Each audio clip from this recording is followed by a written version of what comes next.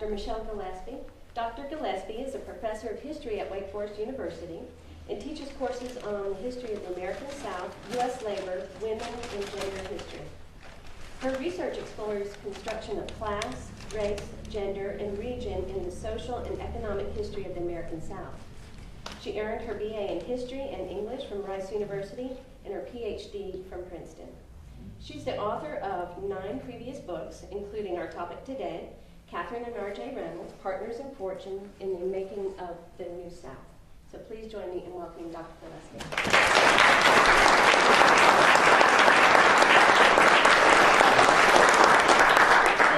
Thank you so much. It is such a treat for me to be here, and it's, I guess, a treat for all of us because it's Valentine's Day, right? And I'm delighted to be able to talk to you, and my talk today has a special focus, and in fact it is romance and courtship in relationship to Katharine and R.J. Reynolds. So I'm going to give it a little different spin because as I look out at the audience, I'm delighted to see some friends that I made at Walkertown Public Library and Walkertown Historical Society here. It's wonderful to see you all. And I have dear friends back in the corner here from Reynolds House. And I have to tell you, I could not have done this book at all without the support and the help and the advice and the knowledge that they shared with me. So I really feel like this book, in all kinds of ways, is a collaborative community effort in the best sense of it, and I'm so grateful to my dear friends at Reynolds House for this. And I want to thank Katharine for inviting me to the new Winston Museum, and I'm so excited that this Winston Museum is here. It means a lot to me. I served on the Wachovia Historical Society. I know that we have an incredible past constructed through the work that Old Salem and the Wachovia Historical Society has done. But I also think it's very nice to put Winston in that equation as Winston becomes a more modern place as well. And so it's really wonderful to have that part of the balance, sort of balancing that equation of the Winston-Salem equation coming out here. So what I'm going to do is talk about how I came to do this book very briefly, and then I'm going to talk about RJR a little bit, and how he met Katharine, or how kind of the courtship of Katharine and RJR, and why I think that's really reflective of the ways that marriages took shape, and courtship happened and marriage took shape in the late 19th, early 20th century. And then at the end of my talk, I want to switch to talk about Katharine in her second marriage and her courtship with J. Edward Johnston. And I have some letters to read in both sections for you all, so that you can hear their voices and get a sense of their romantic notions and their romantic voices. I came to do this book. I started this book about 10 years ago. I started this book because I moved to Wake Forest in 1999 to teach. I've been living in Atlanta. And when I came to Winston, and I think this is an experience that many people who are new to Winston have, I was struck by how present their certain family names were, and particularly the Reynolds family name, in all of these public history sites or public monuments, from the R.J. Reynolds High School and Auditorium to the monument of the young R.J. Reynolds by the City Hall. I was struck by my own campus. There were scholarships for students and fellowships for professors named for the Reynolds family, and there were buildings on the campus, including the Z. Smith Reynolds Library, named for Katharine and RJR's youngest son, and Mary Babcock Reynolds dormitory. So I could really see that my own university, which I learned was on the Reynolds estate, was absolutely entwined with the history of the Reynolds family. And that the city itself was as well. And as I learned the history of the tobacco company, I saw what a force it had been, what an economic engine, what a dynamo it had been in changing what was the little town of Winston after the Civil War into the largest city in North Carolina by 1920. And so I was just fascinated, as a Southern historian, I was fascinated by these transformations and what that meant for the people going through those transformations at the time.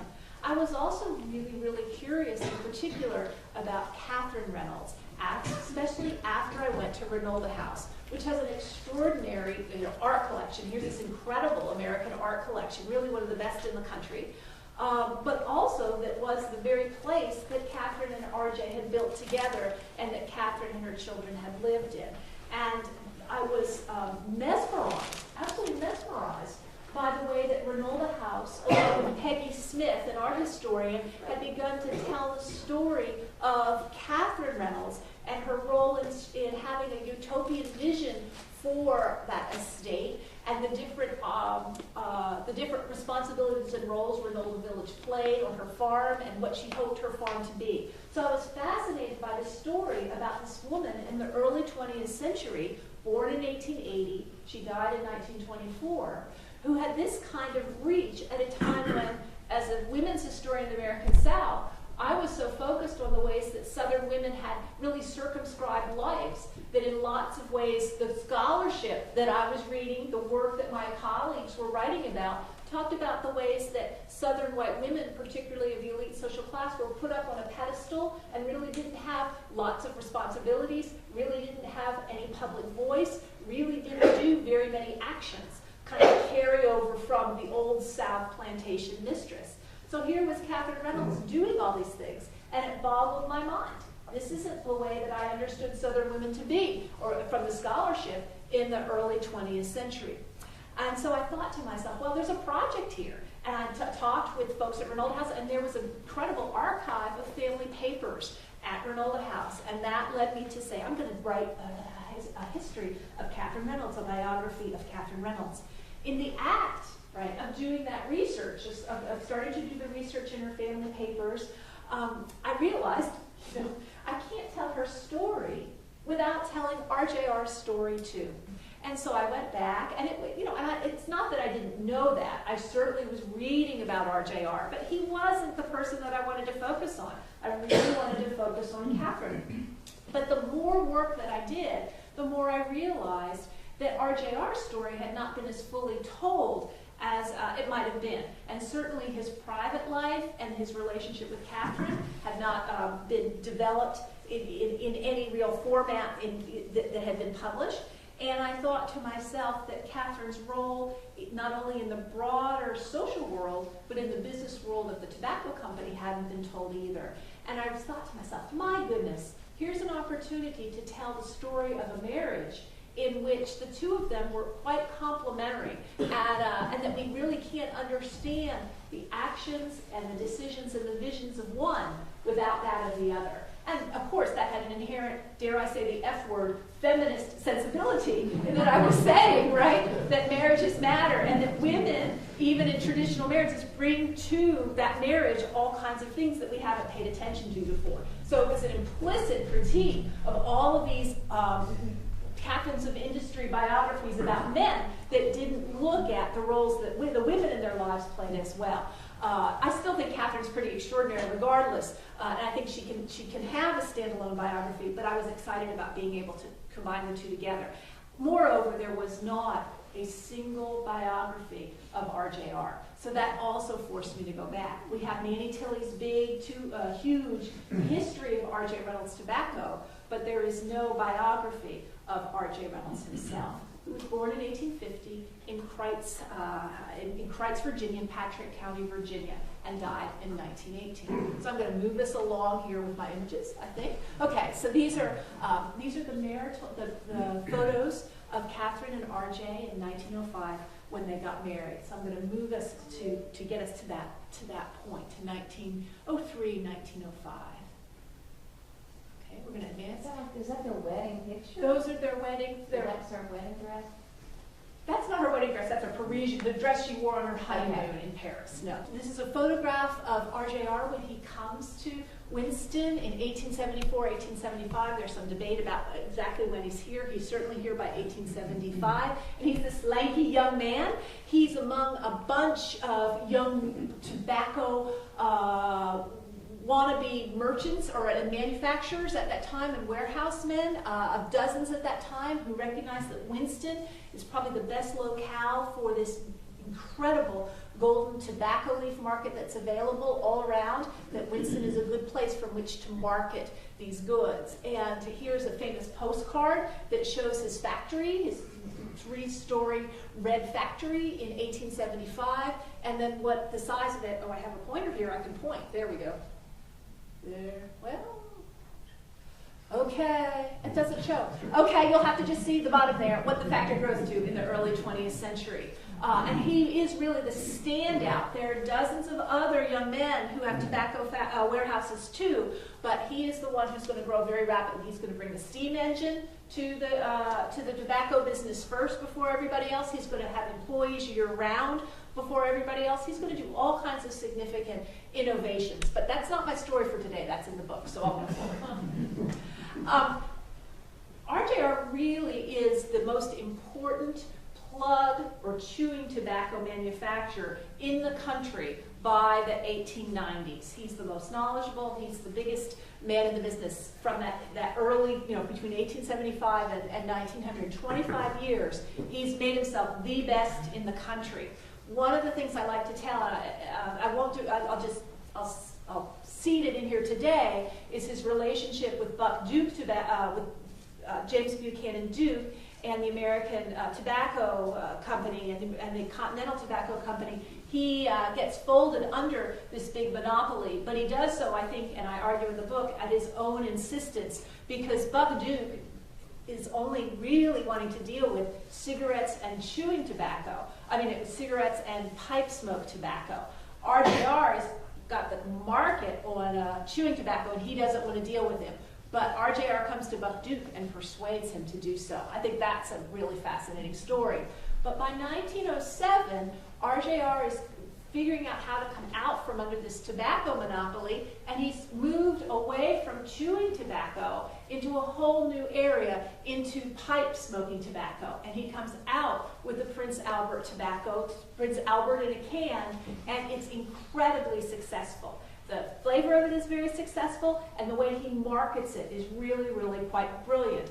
And there are case studies that look at both the pipe tobacco and what he's going to market in 1913, 1914, the Camel cigarette, because he is so attuned to what the larger market wants and the kinds of advertising techniques he uses we see as really the beginnings of modern advertising. So he was really, really on his game. One of the things I argue in the book is that Katharine, who he is married to in 1905, who is 30 years younger than he is, who is very aware of the new consumer culture developing in not just the South, but in America, is very influential in helping him make decisions about the advertising.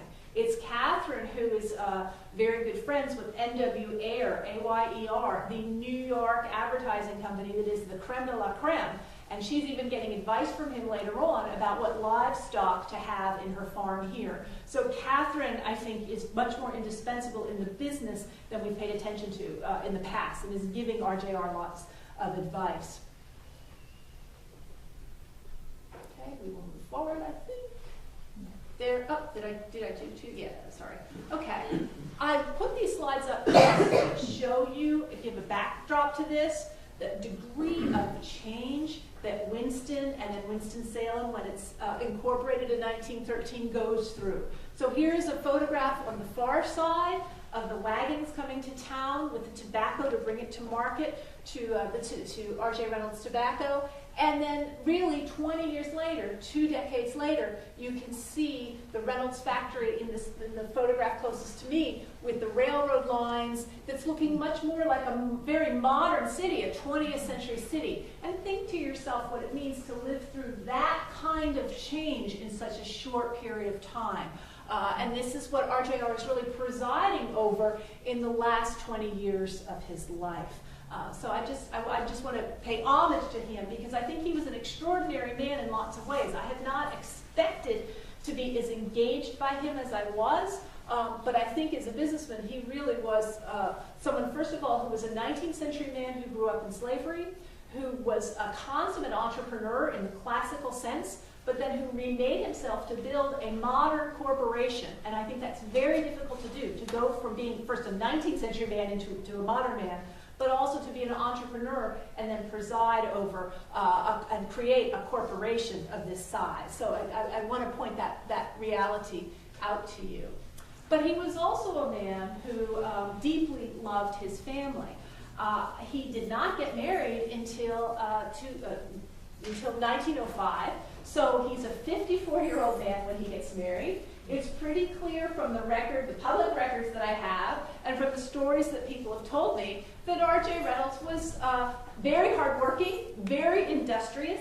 He was the kind of person who really spent his life consumed with his business. But when he did let go, he played very hard. He loved to race horses. He loved to have drinks with his friends, to chew tobacco, which he did until late in his life when he started smoking cigars. And he certainly probably had multiple affairs with many different women. We know that the tobacco cards that advertised his chewing tobacco and had different names of women on them. Some of those women were his girlfriends, right? Allegedly he named them for his girlfriends. He did have, I was able to document that he had a white son out of wedlock who was born in 1888, I believe, or 1889, so was 9 years younger than Katharine, who he ended up having a very cordial and supportive relationship. That was very normal for that time period. For men of that wealth, that status, it was not unexpected to have these kinds of relationships at this time. It was a patriarchal world. Men with money and power could pretty much do what they want. And RJR was really no exception to this. But it's very clear that when his mother dies, and his mother lives with RJR's sister in Winston, he has moved to Winston and is on her deathbed and then dies and is buried in the Salem cemetery. It's very, very clear that I think from the letters that something switched in RJR's mind, that finally it was really time to get married. He writes to Katharine, he writes to Kate, his niece, his first cousin once removed in Mount Airy, so his first cousin's daughter, okay, you follow me? You with me? Okay. His first cousin's daughter. He writes her and he tells her how sad he is at the death of his mother and how he wishes he had spent more time with her and how he doesn't know kind of what he's going to do. So you really see RJR kind of pouring out his heart here. Kate has written him that she's gotten the telegram. She is all of 22 years old at this point. She's graduated from college. She's living at home. She's teaching painting on china. And she writes RJR, she says, "I'm so sorry I didn't get the telegram in time to come to the funeral." And RJR sends this very moving letter back to Kate. In pretty quick order, they are corresponding, and then Kate comes to Winston and with cousins and friends goes with RJR to Baltimore and Atlantic City. There's some suggestion that she may have gone to Atlantic City earlier than this. I couldn't document that, but that may have happened. There is also some evidence that when Katharine was a student for part of her college career at the Normal Institute, the women's college in Greensboro, that when the president of Normal, Charles McKeever, sent these young women to celebrate a tobacco day in Winston-Salem, and they were riding bicycles in a parade, Katharine was sent to R.J. Reynolds Tobacco Company with her roommate to ask for money from RJR. And the roommate remembers that there may have been sparks flying at that moment. So there's all kinds of suggestions, right, that there was a connection between the two of them. There's also the story that he gave her a bracelet when she was 12 years old. I can't document that, but that's certainly a long oral tradition to that as well. She eventually moves to Winston-Salem, and she is hired by him as one of his 4 personal secretaries, the only female secretary. And what I found was that she was keeping his personal accounts, for about 18 months. And it was in those personal accounts that I could see the relationship growing in interesting ways. She was being paid $30 a month, and then she was being paid $35 a month, and then she was being paid $40 a month. So she was good at her work. I figured that one out. And he was also tutoring her. And I think this was a kind of courtship. And that's my interpretation of this. But I think he was courting her also and teaching her how to invest on Wall Street, something that very few men did at that time period, and virtually no women did at all. It's not until after World War I that more and more people are investing in Wall Street. And Katharine turns her monthly salary, right, into about $12,000 on the eve of her wedding to RJR, which was a lot of money in 1905. And Katharine had a really good head for numbers. She was very smart. I actually met her youngest son, her last son, with the son she had with J. Edward Johnston, before that son died. And he told me, he said, if you want to understand my mother, you need to know she was a businesswoman. So he told me. And I thought, wow, his mother died 3 days after he was born, but that's what people told him about his mother. And I can see that in Katharine in the account books. But also this is a period when the two are courting. Katharine is living around the corner from RJR in the Rich's house, and she's chaperoned when she's working for RJR. You need to understand, it was pretty wild that she was doing this in some respects, because young women, right, who are not married, should not necessarily, in the late Victorian period, be working for wages, right? That you kind of look down your nose at that. That's a little problematic. But she was being taken care of by the Riches, by a very established family. She was working for RJR, so that balanced it out. But still, it was an interesting time when young women were just beginning to enter the workforce, not only in a small southern town, but nationally as well. And so you really had to kind of guard your reputation in doing this. And I think it's very interesting that Katharine did this. But it's also clear she was very carefully chaperoned through all of this. There's a wonderful story that Katharine was courted by many young men, but it was RJR's form of courtship that she liked the most, and that was that he gave her milk. Healthy milk. He wanted her to be healthy and strong and have good nutrition, and that was his way of showing his affection and recognizing, not just candy, not things like that, and flowers, but milk, and nice healthy milk. A story that I love. Well, let me stop talking and let me read you one of my very favorite letters of all. And this is a letter from RJR to Katharine, and it's a letter in which he is just delighting in the fact that she has agreed to marry him, okay? And it looks like they've set a date. My dearest all, I frankly set my perusal of your most highly appreciated letter of the 6th instant, naming the 28th day of March, note that Katharine's naming the day, as the day you will be my wife, gives me the greatest undescribable pleasure and the very highest appreciation of the confidence you have placed in me. I feel that no one on earth that is blessed with a more noble, earnest, sincere, lovely, and sweeter or better wife than I will have in you.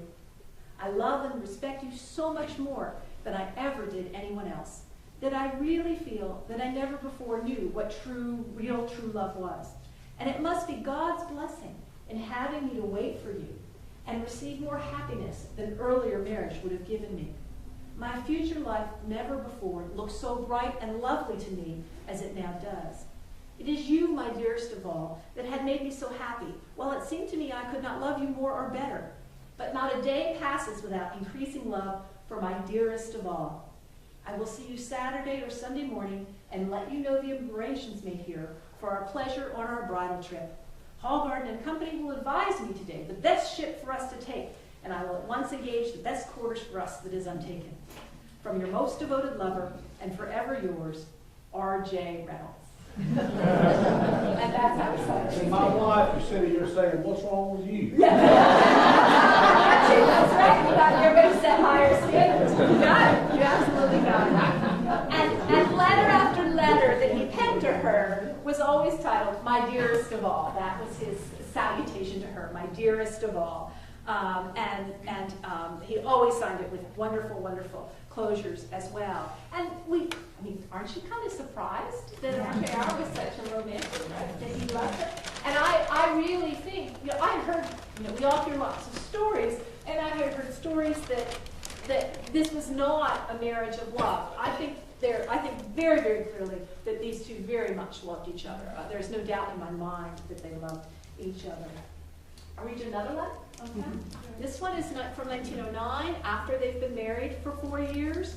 Let's see, Dick Jr. has been born in 1906, and Mary has been born, and Mary's a little baby, and she's been sick. And Katharine and Mary and Dick Jr. are in Roaring Gap. Okay, they've gone to Roaring Gap in the late summer because the air is healthier there. It's a better place to be at that time of year. he writes, "My dear, lovely wife," and he says, he's returned to Winston-Salem, he asks about baby Mary's health, and he's glad from her missives that all seems to be well at Roaring Gap. And he says, "I have so much business piled up on me during my absence that I had to neglect writing until now. I hope to succeed in getting my important business up in good shape to leave here next Friday or Saturday and be with you for 2 weeks. I used to be happy in bachelor days, contented and much enjoy being all alone in our house, but it's the most lonesome, dreary place now that I ever stopped at. I hope to have enjoyed entertaining my old bachelor friends while you was absent, but find now there is no pleasure in our beautiful house for me without you. I never dreamed such a change would be made in such a short time. I used to be happy and contented with or without anyone, and now there is no pleasure in this dear old home without you. I now know that I can enjoy my old bachelor friends better when I have you to help me entertain them. Tell Dick and Mary," that's funny too, "Tell Dick and Mary I received their letters, and I will be up Saturday with all the sweets, for you must write or wire me what you want, with a handful of love, from your devoted husband, R.J. Reynolds." So he can't be a bachelor anymore, and he needs her to help entertain. Right? She was an incredible entertainer. She was a wonderful hostess, but I think that's funny. I'll read you just one more, and I'll tell you a little bit about J. Edward Johnston, and then let you ask me any questions you want. This is another letter, and he is in New York at this time. He's at the Plaza Hotel, and he's writing to Katharine. He tells her what business he's been doing. He tells her he's trying to see Buck Duke, and he's heard about the children and the good time they're having. This is also there at Roaring Gap. He tells her how the Plaza Hotel is just wonderful, how delightful it is to be there. He's up so high, he can't hear any noise, and he can see the park. And then he says, "I feel real bad that I've not provided you more comforts than you are getting on the mountain." So here he is in the luxury of New York City with all of these comforts, and she's on the mountain. And then he says, "You have been such a sweet, lovely wife to me, and give me greater and more pleasures during our 4 years than I have ever received from everybody." And he says everybody, he means anybody, during my entire life. "Whenever you see I have made a mistake, you know how to correct me in such a sweet, lovely way that I always appreciate what you say, and words will not tell how I am grieved over my utter failure to do likewise, or as good for you. I regret very much that I had to leave you with tears in your eyes, drawn by telling you as I want you to tell me when you think I have made a mistake. I ask the Lord to teach me how to express myself to please instead of displease you." So I think that's an interesting letter, a little different from the other two, in that you hear the kind of authority or control Katharine has in the marriage, right? The way she can use her tears. And there are these letters where he says, "I hate to leave you." This is not the only one. "I left you in tears, you were in tears. I think," and he said, "I don't want to be traveling all the time." And so you see that Katharine is very attached to him, and that Katharine also has some control in that marriage, that she may be 30 years younger, but that she has more authority than someone of with that age difference might in fact have. And then he always signs it, "From your devoted husband, R.J. Reynolds." So that tells you a little bit, I think, about the nature of that marriage. And what I think is extraordinary about that marriage is that, first of all, it doesn't fall into that sort of patriarchal model that people would have expected for a man who is from the 19th century, who is kind of patriarchal in his control of the town, or might be considered patriarchal in a marriage. He's not. He is very supportive of Katharine's ambitions. They are partners in all things. I really see the makings of a very modern marriage here with Katharine and R.J. And that I think Katharine was able to do many things, not only because of her own capability and her own ambition and her own vision, but because RJR did not inhibit that in any way and is in fact very supportive of it. And I think that's really the beginning of the modern 20th century marriage that you would not necessarily expect for a 54-year-old man at that time. But then RJR dies in 1918. Katharine nurses him very, very committedly at the end of his life. She is having the opportunity during World War I to take on all kinds of women's leadership roles, both in the city and in the state and nationally. But RJR is very, very sick, and she puts those aside. She tries to balance them, but she puts those aside, and she takes care of him to the end of his days and is there for him throughout. So he dies in 1918. She dresses in black. It's clear from the letters that she mourns him terribly, terribly, terribly. She does decide to go ahead and make a commitment to build the Reynolds schools. She's going to have a school for African American children and white children. And on the estate, she's working with the superintendent in Winston-Salem to make that happen. And there's some correspondence that suggests, oh, people are saying, are you still going to go forward? That she says, I'm still going to go forward. This is important to me, and she does. And along the way, she needs a principal for these schools, and she hires a young World War I veteran, J. Edward Johnston, who comes from Davidson County and who has been a principal in Davidson County. And very quickly on, there are sparks between the two of them. And there are oral histories that document the sparks between the two of them, about a 12-year age difference. And he is, dare I say, there we go. He's up in the far corner. He is. He's drop dead gorgeous, isn't he? I mean, he's a very handsome man. And what I argue in the book, that Katharine, who at this point is in her late 30s, early 40s, her husband has died. She's very sad. She's worked very, very hard for her own family. She's worked very hard for the city. She's been involved in lots of reform efforts.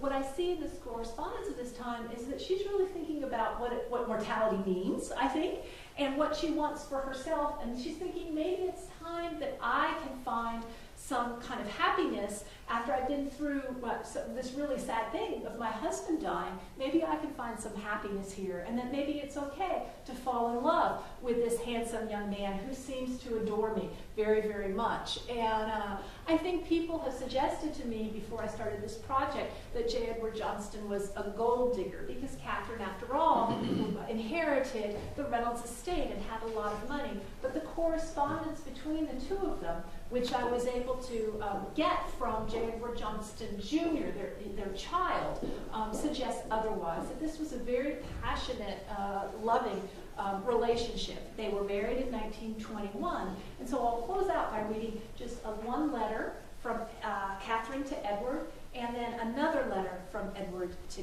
Katharine. And this is before they're married. My dearest Edward, you made me very happy this afternoon by your sweet letter from Kings Mountain.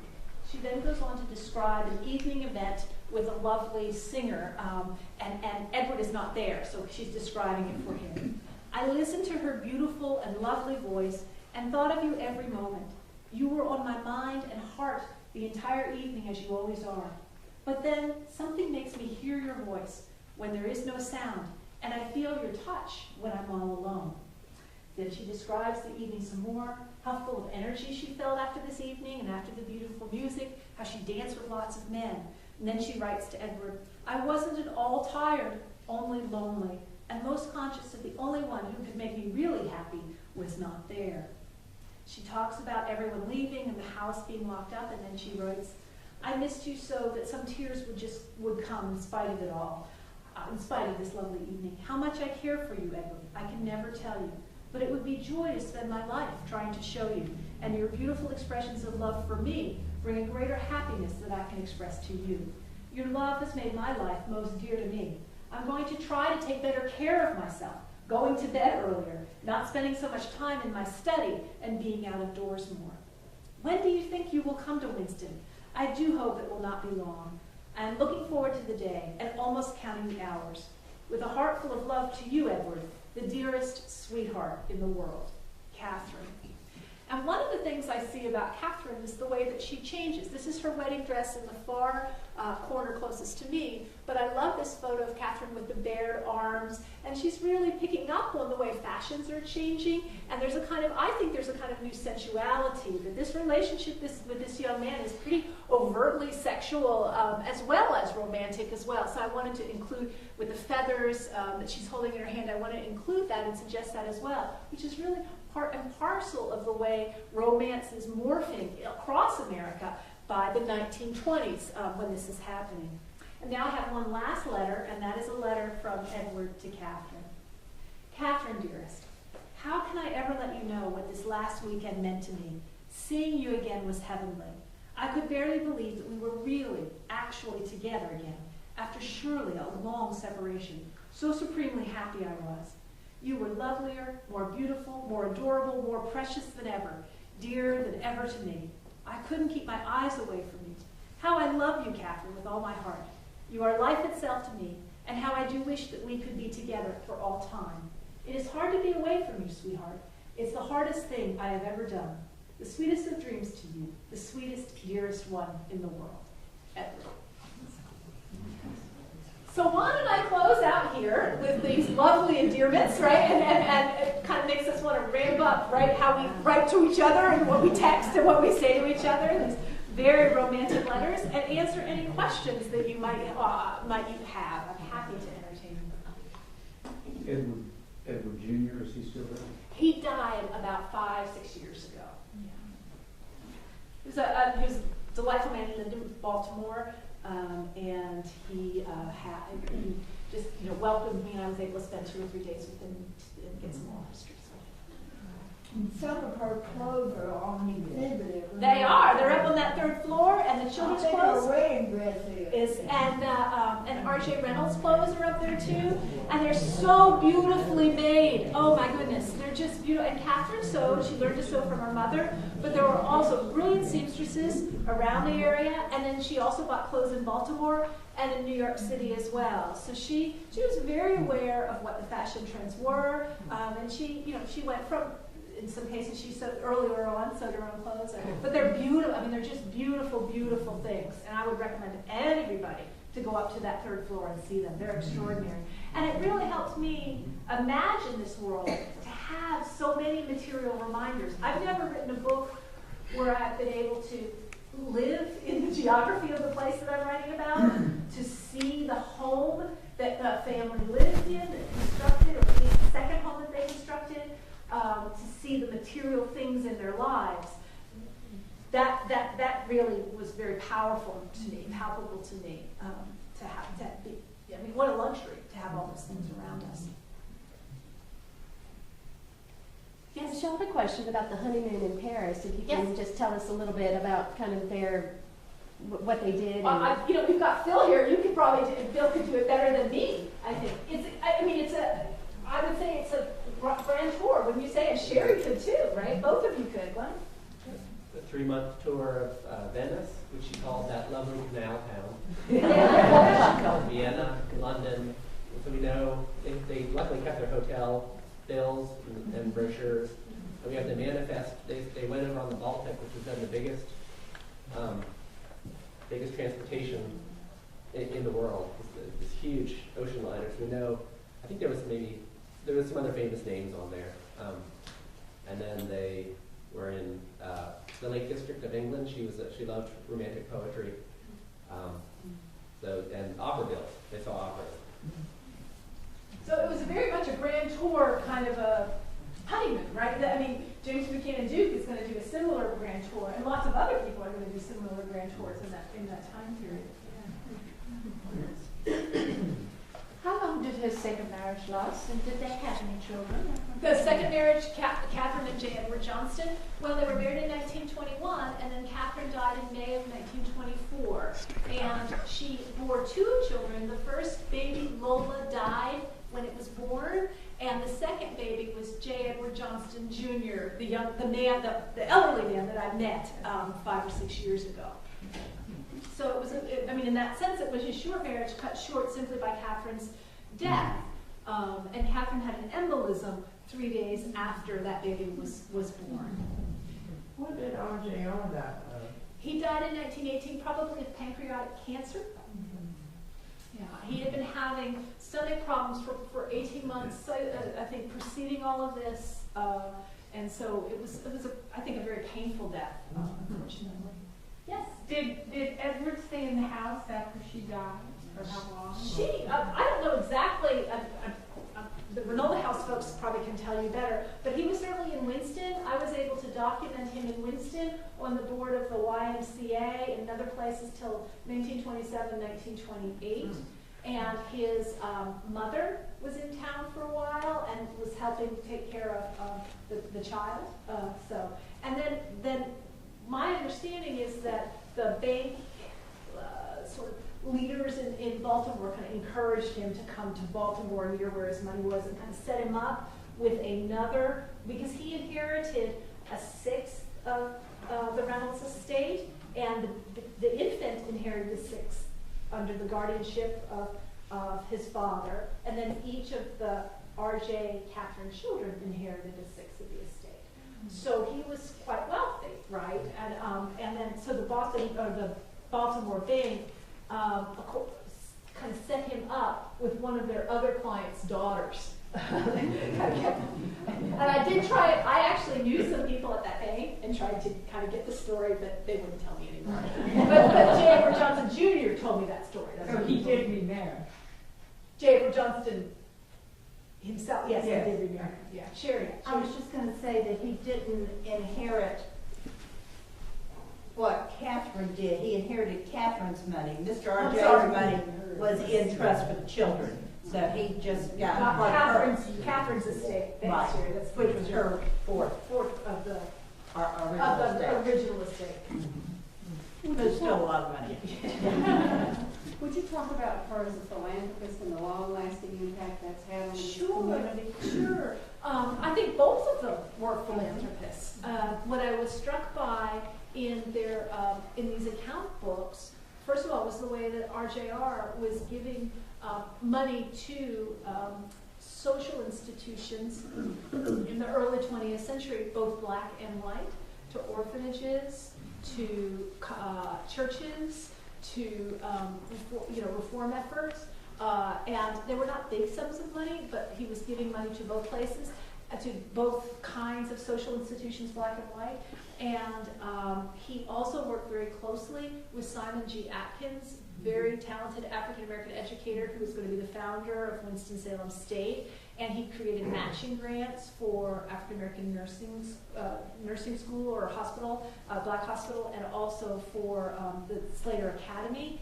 And really, Atkins, in Atkins' letters, which are at Winston-Salem State, Atkins is writing up to white northern philanthropists and saying, look, you know, we've got a southern white man giving us money.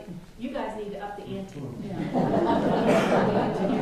And I haven't seen anything comparable to that. I haven't seen anything quite like that before.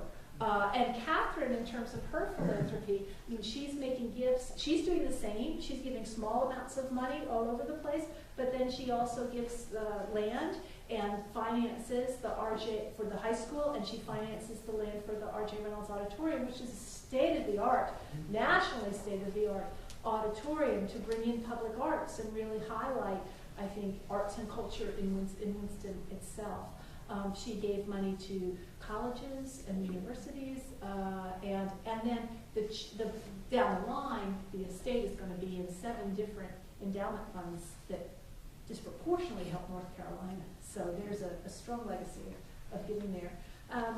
Katharine does a lot of reform efforts, I think, that are significant. She really pushes her husband, it's not quite the same as philanthropy, but she pushes her husband to have hot meals and a cafeteria in the factory, first for white workers and then for African American workers, to have water fountains. She builds a dormitory for white women who come from the mountains who are going to work in the factories during World War I. So she is looking out for ways to kind of make this transition to wage work, and an easier transition and more supportive of employees, a better working environment for employees. Do you all want to add anything? You mentioned the Booker T. Washington visit. Oh, yeah. This was just a great find. Booker T. Washington was invited by Simon G. Atkins to come to Winston-Salem, and Katharine actually loaned, and Booker T. Washington talks about in his memories of coming through Winston, Katharine actually loaned her china to Mrs. Atkins when he was going to be feted at dinner at Mrs. Atkins. And I think in a Jim Crow world, that such an elite white woman would loan her china to an African American woman and then take it back and eat off of it again in a very, very racist world is a huge, huge symbol of racial moderation. Huge, huge symbol of racial moderation. So, historians, my colleagues have debated me about that, but I stand firm.